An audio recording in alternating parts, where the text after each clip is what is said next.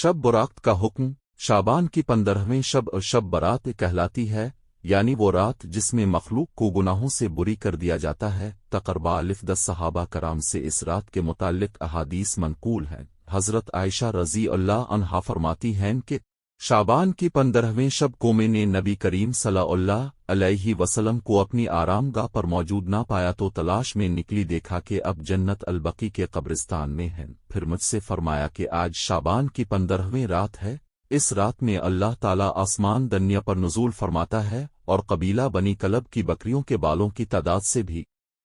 زیادہ گنہگاروں کی بخشش فرماتا ہے۔ دوسری حدیث میں ہے اس رات میں اس سال پیدا ہونے والے ہر بچے کا نام لکھ دیا جاتا ہے، اس رات میں اس سال مرنے والے ہر آدمی کا نام لکھ لیا جاتا ہے، اس رات میں تمہارے اعمال اٹھائے جاتے ہیں اور تمہارا رزق اتارا جاتا ہے۔ اسی طرح ایک روایت میں ہے کہ اس رات میں تمام مخلوق کی مغفرت کر دی جاتی ہے سوائے 7 اشخاص کے، وہ یہ ہیں: مشرک، والدین کا نافرمان، کینہ پرور، شرابی، قاتل، شلوار کو ٹخنوں سے نیچے لٹکانے والا اور چغل خور۔ ان 7 افراد کی اس عظیم رات میں بھی مغفرت نہیں ہوتی جب تک کہ یہ اپنے جرائم سے توبہ نہ کر لیں۔ حضرت علی رضی اللہ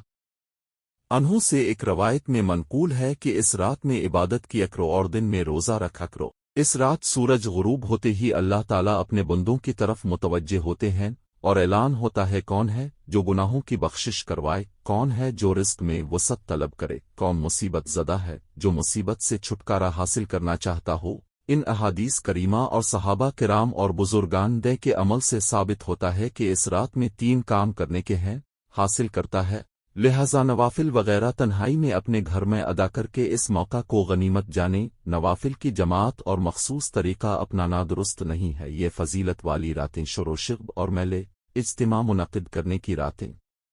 نہیں ہیں، بلکہ گوشت تنہائی میں بیٹھ کر اللہ سے تعلقات استوار کرنے کے قیمتی لمحات ہیں، ان کو ضائع ہونے سے بچائیں۔ 3 دن میں روزہ رکھنا بھی مستحب ہے۔ ایک طواس بارے میں حضرت علی رضی اللہ عنہ کی روایت ہے اور دوسرا یہ کہ نبی کریم صلی اللہ علیہ وسلم ہرما ایام 13، 14، 15 کے روزوں کا اہتمام فرماتے تھے، لہذا اس نیت سے روزہ رکھا جائے تو موجب اجر و ثواب ہوگا۔ باقی اس رات میں پٹاخے بجانا، آتش بازی کرنا اور حلے کی رسم کا اہتمام کرنا یہ سب خرافات اور اسراف میں شامل ہے۔ شیطان ان فضولیات میں انسان کو مشغول کر کے اللہ کی مغفرت اور عبادت سے